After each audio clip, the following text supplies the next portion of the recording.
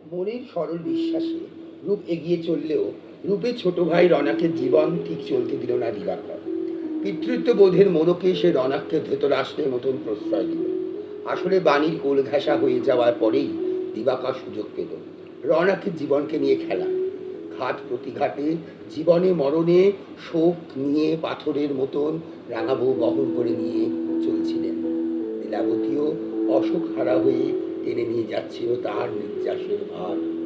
অক্লান্ত কায়িক পরিশ্রম বাণীর, তাও হাসি মুখে কলেজ পাথরত রূপের গাঁটকে শক্ত করে বেঁধে তরণী বয়ে চলছিল মুখার্জি পরিবারের ধারায়।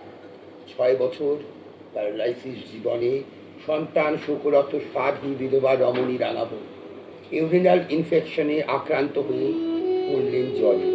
হলস্ত লীলাবতী এলেন, এসে প্রণাম করলেন, আর রাঙাবউয়ের হাতায় নিজের মাথায় নিয়ে বললেন, আশীর্বাদ করিস। চলে গেলেন রাঙাবউ বিনা তারের ভাবের আবেগ বাণীর হাতে সোপে মহাপ্রস্থানের পথে। সাধী বিধবা শোকাকুলা রমণী রাঙাবউ বীণাপাণি দেবীর যুগাবসান হল।